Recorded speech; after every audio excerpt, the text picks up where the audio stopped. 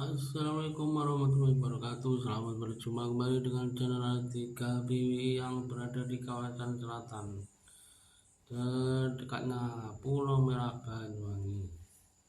Pada kesempatan hari ini saya akan menayangkan sebuah tayangan video yaitu ceramah dari Gus Miftah yang bikin para kiai penyanyi se-Jawa Timur ketawa sampai terlepas. Bagaimana cerita videonya, kita tonton langsung. Baik-baik. Assalamualaikum warahmatullahi wabarakatuh. Alhamdulillahirabbil alamin wa kafa. Assalatu wassalamu ala sayyidina Muhammadinil Mustafa wa ala alihi wa sahbihi ahli sidqi wal wafa. Amma ba'd. Hadratal muhtaramin, para masyayikh, al-akhos sedaya zuriyah, Nyai Hajah Mahfudhoh Wahab, Nyai Hajah Hisbiah Wahab, Nyai Hajah Munjidah Wahab, Kiai Haji Hasib Wahab, Kiai Haji Rokib Wahab, soho sedaya zuriyah ingkang estu kaula takzimi. Pak Kiai Said, yang saya biasa menyebut beliau dengan sebutan Buya, yang mudah-mudahan Allah panjangkan umurnya dalam kebaikan. Guru kita semuanya, saya pertama kali dapat ijazah dari beliau ini kitab Al-Muqtatafat sekian tahun yang lalu. Saat itu rame-ramenya MTA, nyerang amaliyah Nahdlatul Ulama, dan saat itu saya dan beliau sama-sama dilaporkan ke polisi. Beliau yang saya hormati Kiai Marzuki Mustamad, yang sudah mulai meninggalkan dunia hitam karena rambutnya putih semua.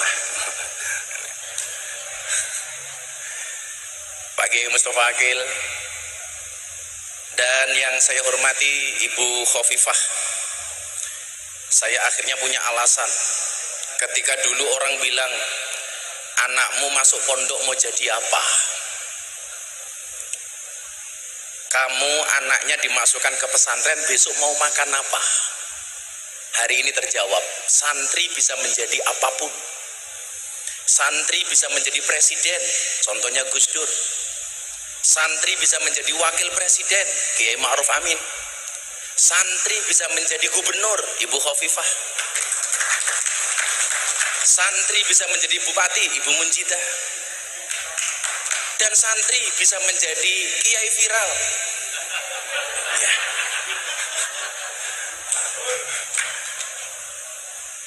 Dulu orang bilang, kamu masuk pesantren jadi apa? Maka begitu santri jadi orang kaya, orang mulai ngomel lagi. Kamu menjual ilmu agama untuk dunia. Begitu jadi pejabat, ngomel lagi, menggadaikan ilmunya untuk jabatan. Begitu santri miskin gak bisa makan apa-apa, dia akan bilang lagi, tuh gue bilang apa? Santri tidak bisa jadi apa-apa. Maka terima kasih Bu Khofifah menjadi teladan bagi kami. Mudah-mudahan seperti doa kita bersama, Allah akan lebih tinggikan derajatnya lagi. Amin Allahumma amin. Bapak Ibu dan para santri yang saya muliakan, sungguh berat rasanya ketika Gus Edo WA saya, Gus diminta hadir di haulnya Mbah Wahab. Saya bilang, gak pantas, yang rawuh udah kiai-kiai luar biasa. Saya teringat dengan kaidah fikih, idza wujudul ma' batalat tayamum. Kalau sudah ada wudu, tayamumnya batal. Bagaimana kemudian tadi Kiai Marzuki menggambarkan nasionalisme dari Mbah Wahab Hasbullah, menceritakan bagaimana Rasulullah mencintai Makkah, sampai kemudian ketika Kanjeng Nabi hijrah ke Madinah, dia mengangkat tangannya kemudian berdoa, Allahumma habib ilainal Madinah kahubina ila Makkah o asyad. Begitu luar biasa. Saya bilang sama Gus Edo, "Bu, jangan saya." Beliau bilang, "Gus, ini bukan permintaan tapi dawuh." Kalau dawuh jatuhnya fil amr. Kalau fil amr berarti perintah. Kalau perintah saya nggak bisa kemudian menolak. Niat saya apa Bapak Ibu yang saya muliakan? Niat saya hanya tabarukan ngalap berkah.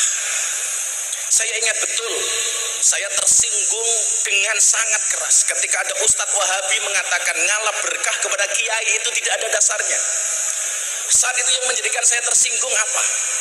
Video klip yang diputar kebetulan Syekhina wa Murabbi Ruhina Mbah Maimun Zubair, ketika beliau meninggalkan kursinya, air putih yang beliau tinggalkan diperbutkan para santri, dan dia mengatakan ini nggak ada dasarnya, ini nggak ada dalilnya. Apakah kemudian dia buta ketika seorang Imam Malik bermimpi ketemu dengan Rasulullah, yang di dalam mimpinya Rasulullah mengatakan kepada Imam Malik, "Wa Imam Malik, baligh salami ila Syafi'i, sampaikan salamku kepada muridmu Syafi'i." Begitu terkejut Imam Malik, Rasulullah mengirimkan salam kepada Imam Syafi'i. Akhirnya Imam Malik mengutus santri seniornya untuk sowan kepada Syafi'i. "Wahai guru Syafi'i, ada pesan dari guru kita Imam Malik bahwa semalam beliau bermimpi ketemu dengan Rasulullah dan beliau menitipkan salam kepada engkau." Begitu bahagianya Imam Syafi'i, sampai kemudian Imam Syafi'i mencari oleh-oleh yang akan dia berikan kepada santri ini, karena dia ingat betul wa idza huyitum bi tahiyatin fahayyu bi ahsana minha aw rudduha. Ternyata yang paling bagus yang dimiliki oleh Imam Syafi'i hanya jubah yang dia pakai. Jubah dicopot kemudian diberikan kepada santri ini. Santri pulang dengan begitu senang karena mendapatkan tahadus bin nikmah dari seorang Imam Syafi'i. Begitu sampai pondok ditanya sama Imam Malik, "Nak, kenapa kamu tertawa sendiri? Apa yang kamu dapatkan dari Imam Syafi'i?" "Pak Kiai, saya dikasih oleh-oleh jubahnya Imam Syafi'i." "Apa?" kata Imam Malik. "Boleh nggak saya pinjam jubahnya? Akan saya cuci jubahnya Imam Syafi'i, kemudian air bekas cucian Imam Syafi'i akan saya minum," kata Imam Malik. Dan ternyata benar. Jubahnya Imam Syafi'i dicuci, kemudian air bekas cuciannya diminum oleh Imam Malik. Kemudian sang santri bertanya, "Itu kan santrinya panjenengan, Kiai." Apa jawaban Imam Malik? "Ini bukan manusia main-main loh. Sampai Rasulullah nitip salam sama dia." Apakah fakta ini tidak menjawab bahwa ada keberkahan dari orang-orang soleh? Bagaimana kemudian Imam Malik, guru, begitu menghargai Imam Syafi'i. Satu saat ketika Imam Syafi'i memberikan pengajian di Masjid Nabawi, dengan mengendap-endap dia datang karena khawatir ketika datang dengan terang-terangan akan membuyarkan fokusnya Imam Syafi'i. Saat dia mendengarkan kajian dari Imam Syafi'i, Imam Malik menulis di dinding Masjid Nabawi dengan kalimat, "Man aroda ilmu nafis fa'alaihi bi Muhammad bin Idris." Barang siapa yang menghendaki ilmu-ilmu yang penting, hendaknya dia ngaji dengan Imam Syafi'i, Muhammad bin Idris. Begitu selesai beliau pergi, Imam Syafi'i datang melihat khat kiainya, beliau tidak lupa. Akhirnya menuliskan satu kalimat di bawah khatnya Imam Malik, "Wa kaifa yakunu dzalik wa ana tilmidu Malik." Bagaimana saya bisa menjadi seperti ini sementara saya ini adalah muridnya Imam Malik? Ada keberkahan di antara guru dan murid. Kenapa orang-orang Wahabi menolak fakta ini? Maka Bunyai, Pak Kiai, saya sowan dalam rangka tabarukan. Maka saya selalu mengatakan, bila teman membuatmu kecewa, bila pasangan membuatmu terluka, dan bila corona membuatmu menderita, yakinlah Gus Miftah sowan dengan membawa cinta.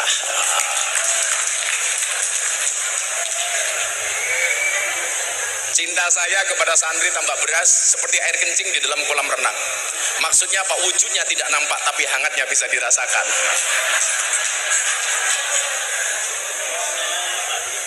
Kenapa saya mencintai orang-orang soleh seperti Mbak Wahab? Imam Syafi'i mengatakan, "Uhibbus solihina walastu minhum, la'alli an anala bihimus syafa'ah, wa akrahu man tijaratuhul ma'asi, walau kunna sawa'an fil bid'ah." Aku mencintai orang soleh walaupun saya bukan merupakan bagian dari orang soleh. Tujuannya apa? La'alli an anala bihimus syafa'ah, supaya saya mendapatkan pertolongan kebaikan dari orang-orang soleh. Makanya Bu Gubernur, saat dulu saya masih mahasiswa, saya sering belusuan ke Doli. Yang saya sebenarnya usul waktu itu dengan Pak Wali, Wakil Wali Kota, saya bilang, "Mbok Doli namanya diganti nopo Gus? Al-Fadholi, biar lebih keren dikit lah." Yang dulu saya itu masih mahasiswa Kiai, saya udah belusuan ke Doli. Karena saya masuk ke lokalisasi Nyuwun Sewu sejak tahun 2000. Saat umur saya masih 19-20 tahun. 19-20 tahun. Waktu itu kemudian ini saya sampaikan kepada mereka, kenapa kamu harus ngaji? Kadang-kadang saya berikan kisah terhadap ulama-ulama yang harus kamu mengerti. Alasannya ini, uhibbus solihina walastu minhum. Kita mencintai orang soleh, walaupun kita bukan merupakan bagian dari orang soleh. Tujuannya apa? La'ali an anala bi musyafa'ah. Saya pengen mendapatkan syafaat dari Mbah Wahab. Apalagi jelas yang nasabnya bagus. Walaupun kemarin saya dihajar sedemikian rupa gara-gara saya ceramah di gereja di Asar, Miftah nasabnya orang jelas. Saya mikir Pak Kiai, ternyata persoalannya bukan masalah nasab, tapi masalah nasib.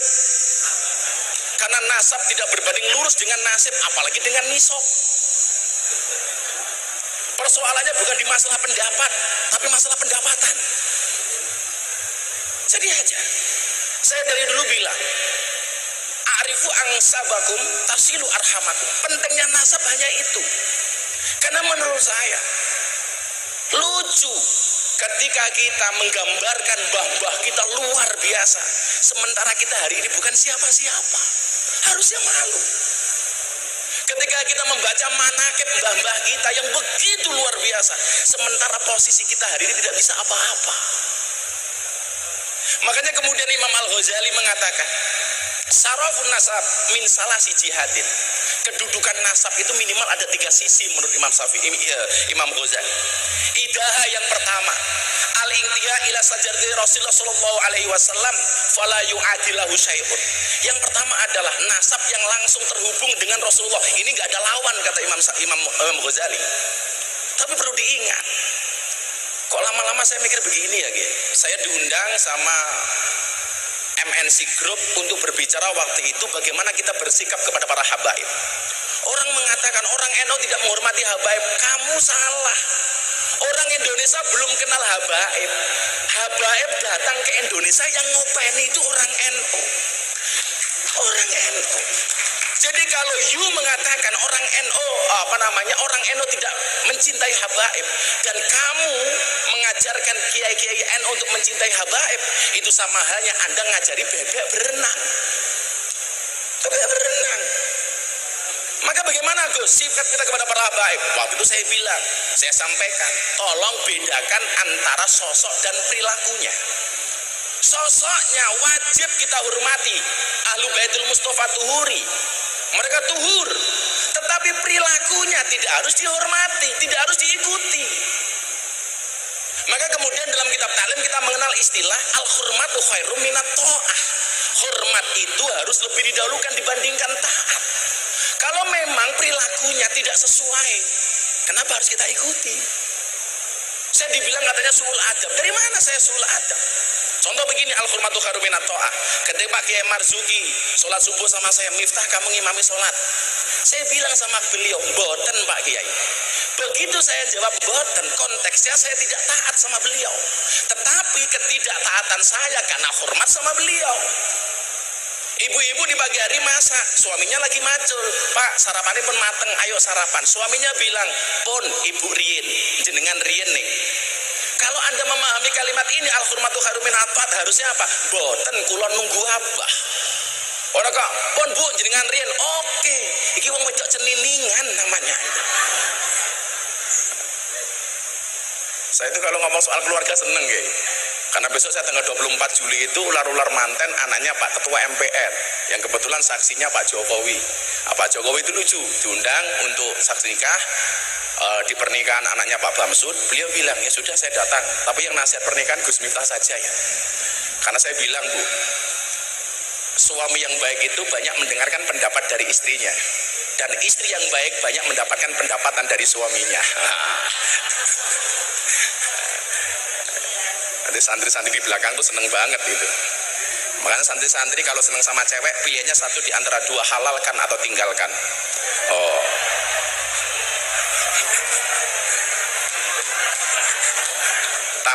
Menaklukkan santri putri tidak dengan I love you, tapi dengan kobil itu. Lah. Makanya santri itu kalau ketemu cewek, kamu bilang, non mati ketemu bak saja dibaca iklab, masa aku ketemu kamu tidak ijab? Lah gitu.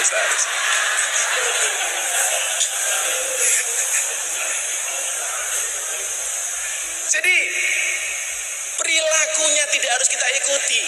Kalau memang kemudian perilakunya tidak sesuai, ya jangan kita ikuti. Dalam beribadah contohlah, kita banyak menggunakan pendapatnya Syafi'i. Begitu kita tidak menggunakan pendapatnya Imam Malik, bukan berarti kita membenci Imam Malik kan? Bukan berarti kita membenci pendapatnya Imam Hanafi, walaupun kita menggunakan pendapatnya Imam Syafi'i. Loh, tapi kan sekarang lagi ngetren Gus, ada kriminalisasi ulama. Kriminalisasi dari mana? Siapapun itu sosoknya, ketika perilakunya melanggar kriminalitas, maka kemudian dia harus mendapatkan proses hukum.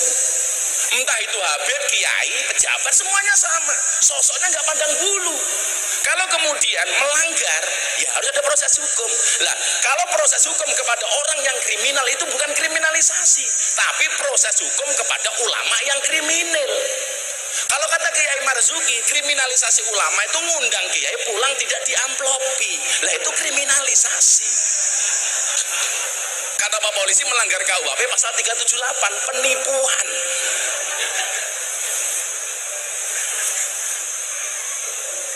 Kok gampangnya kita mengatakan kriminalisasi ulama? Maka kawan-kawan santri saya pikir tetap hormati siapapun habaib itu. Tapi soal perilakunya apakah harus kita taati atau enggak, kita lihat seperti apa perilakunya. Maka yang pertama adalah al-intiha ila sajrat Rasulullah sallallahu alaihi wasallam fala yu'adilahu syai'un. Kemudian yang kedua, ini yang kemudian saya hasilkan dasar untuk soal malam hari ini. Al-intima ilal ulama fa innahum warasatul anbiya. Shalawatullah wa salamuhu alaihim ajma'in. Wa bihim rabatallahu ta'ala hifdzal millatil Muhammadiyah. Kemudian yang kedua adalah nasab yang terhubung kepada orang-orang soleh. Inilah yang kemudian saya jadikan dasar untuk menjadikan saya tabarukan malam hari ini. Saya hanya berharap termasuk orang-orang yang mencintai orang soleh. Kalau kemudian saya selalu mengatakan begini, kita tidak bisa memilih kita dilahirkan oleh siapa, tetapi kita bisa memilih melahirkan generasi seperti apa. Saya tidak bisa memilih lahir dari orang tua saya. Termasuk soal istri, saya tidak bisa memilih bahwa istri saya itu pilihan saya. Enggak, itu pilihan Allah. Kalau saya disuruh milih, ya milih Luna Maya. Kayak Bu Gubernur ini Luna Maya, lanjut usia namun masih mempesona. Lah.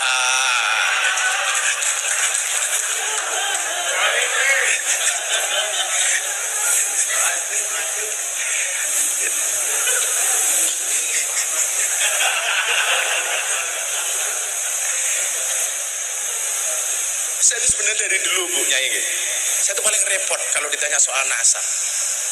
Sampai kemudian guru saya Habib Lutfi, beliau malam tahun baru di tahun 2019 manggil saya, nak kamu sini. Ternyata nasab kamu itu sama dengan Mamah Salmah. Kenapa kamu gak pernah bilang? Mana mungkin saya berani, Bah. Jadi kebetulan saya tadi matur sama Pak Kiai Marzuki.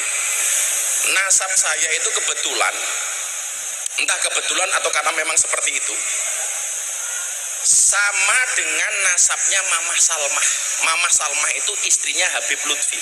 Sama-sama keturunan ke-9 dari Mbah Muhammad Besari Ponorogo. Yang mempunyai bapak makamnya di Caruban namanya Kiai Anom Besari. Kiai Anom Besari punya bapak makamnya di Kediri Abdullah Mursad Tukum.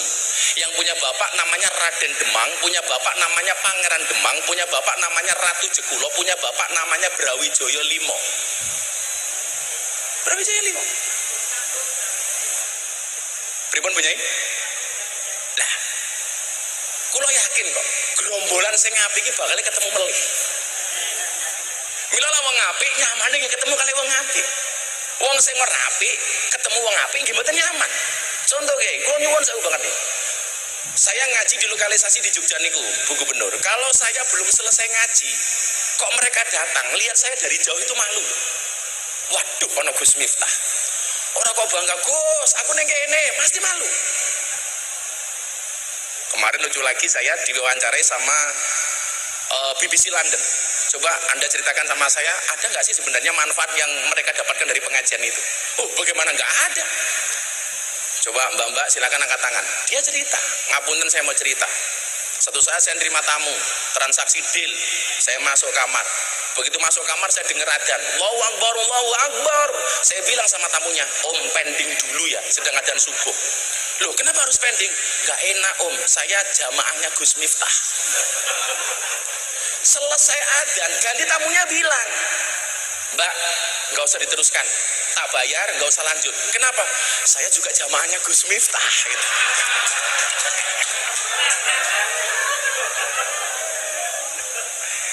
Coba sampai ngoten niku Kiai Hasim. Jadi saya itu dibully dulu, didoli macam-macam, sampai didoli itu Bu Gubernur saya mendapat julukan presiden para pendosa. Sampai saya mendapati seorang mantan germonyun saya dengan badan yang besar, perutnya ditato. Begitu saya buka, tato beduk Pak Kiai. Kenapa kamu tato beduk? Saya cinta dengan NU katanya. Ya, preman loh nih. Preman. Makanya kalau kemudian hari ini orang merasa kontroversi dengan apa yang saya lakukan, ya monggo-monggo mawon lah. Mun biasa. Tapi yang jelas kemudian bahwa ada kebaikan-kebaikan yang kemudian bisa kita ambil. Dan saat itu saya sudah mendapatkan restu dari Habib Lutfi. Nah terus no. Sampai ketika saya di sidang di Jakarta, kamu memalukan, menjual agama untuk kepentingan duniawi kamu. Dakwah di lokalisasi di klub malam, live di TV. Saya bilang, nyuwun sewu Kiai, kalau yang saya lakukan ini memalukan, lebih memalukan mana ketika kita melihat kemaksiatan tanpa memberikan solusi apapun kepada mereka. Kita sering menjadi hakim dan jaksa bagi kesalahan orang lain, tapi menjadi pengacara bagi kesalahan kita sendiri. Padahal Allah memerintahkan, menciptakan manusia untuk saling mengenal dan menasihati, bukan untuk saling menilai dan menghakimi. Makanya kalau saya ditanya, Bu, jane tugas mending kono ki apa to, Gus? Copet. Cuman bedanya saya dengan copet terminal itu satu, ya. Kalau copet terminal itu goblok, yang dicopet dompetnya, ketahuan dipukuli kepalanya. Gus Miftah yang dicopet apanya? Hatinya. Kalau hatinya sudah tercopet, jangankan dompet, yang lainnya pun pasti akan diberikannya. Wow. Kayak santri kan, rungono santri kayak. Godaan nih Pak Kiai Hasim, ya Allah, saya keluar dari lokalisasi, mereka sedang mandi pakai anduk, jalan, saya jalan, monggo Gus mampir, ya Allah. Dengan alasan itulah saya tidak pernah mengajak Kiai Marzuki, karena saya khawatir kalau beliau masuk nggak mau keluar lagi.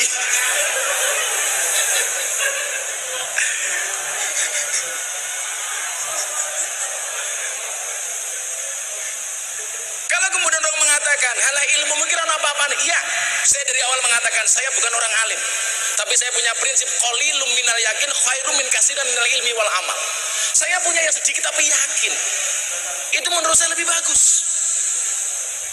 Maka disitulah kemudian saya merasa menjadi santrinya Mbah Wahab, walaupun saya nggak bisa ketemu beliau, karena saya teringat ana abdun man alamani walau harfan wahidan. Saya adalah budak bagi siapapun yang mengajarkan saya walaupun cuma satu huruf. Artinya apa? Begitu banyak saya membaca literasi tentang Pak Kiai Wahab. Artinya apa? Saya berhak untuk mengaku santrinya beliau. Ya. Karena abdun man alamani walau harfan wahidan. Maka perkenankan Bapak Ibu sebagai refleksi, minimal pemahaman untuk adik-adik saya santri di luar sana yang diam, mereka galau karena tidak bisa melihat saya secara langsung.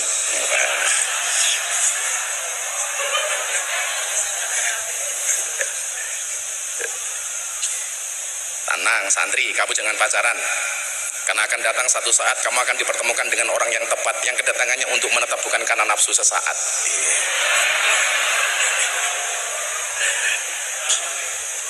Yang pertama, saya tadi mengkorek-korek salah satu sejarahnya Mbah Wahab melalui Gus Fikri Jember, karena kebetulan saya berhubungan baik dengan beliau. Gus, nopo leres Mbah Yai Wahab niku sugih. Beliau menceritakan dengan sangat detail, leres Gus. Bahkan kalau kemudian lihat kekayaannya Mbah Wahab itu, tanahnya terbentang antara Jombang sampai Surabaya. Gus Miftah tahu nggak kalau Gus Miftah hari ini naik motor besar, naik Harley? Dulu Mbah Wahab sudah naik Harley. Oh, berarti saya itibak. Sama-sama naik Harley. Tapi luar biasanya apa? Harta yang kemudian beliau miliki dihabiskan untuk Jamiah Nahdlatul Ulama. Ini baru keren. Makanya kalau orang ini bilang begini sama saya, ayo Gus, ngurip-ngurip NU. Apa kowe iki ra salah? Kowe iki sapa kok ngurip-ngurip NU? Sing ana kowe golek urip saka NU. Makanya saya kok agak riskan, nggak enak dengar kalau orang bilang aku pengen ngurip-ngurip NU. Kalau kamu pengen ngurip-ngurip NU, kaya Mbah Wahab, hartanya Untuk Nahdlatul Ulama habis.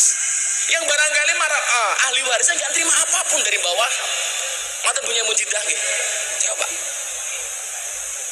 Saya kemudian teringat dalam kitab Wasiatul Mustafa hadis nomor 24. Inna auliya Allah lam yanalu sa'ata rahmatillah wa ridwani bikasratil ibadah walakin yanaluha bisakhawatin nafsi wal istihanah bid dunya. Sesungguhnya wali-walinya Allah, mereka mendapatkan derajat yang tinggi, mendapat ridhonya Allah, mendapat keluasaannya, bukan karena banyaknya ibadah, tetapi karena banyaknya sedekah dan tidak bergantung kepada dunia. Niki sing angel. Maka kalau kemudian kita mengatakan aku pengen ngurip-ngurip NU ki wis urip ra sama urip-uripi, sing ana kowe golek urip saka NU. Buktinya apa? Kulo niku tersinggung ya. Coba begini ya. Lah ada santri bikin kopiah, Bu. Ada tulisan Nahdlatul Ulama, kula mboten tersinggung. Kula ikhlas. Wis apa-apa modal lah. Sekarang nomor-nomor didol. Pakai baju ada Nahdlatul Ulamanya, kula ikhlas. Pakai kaos ada Nahdlatul Ulamanya, kula ikhlas. Pakai peci topi ada Nahdlatul Ulama, kula ikhlas. Tapi kula mboten ikhlas lah ana sarung diwenehi cap Nahdlatul Ulama. Ini kula ngenyek banget Kiai. Mlebu toilet nyuwun sewu nguyuh ning WC bokonge ditonton karo Nahdlatul Ulama. Mila santri sing nganggo kopiah Nahdlatul Ulama tak dongake mlebu surga. Kopiahe.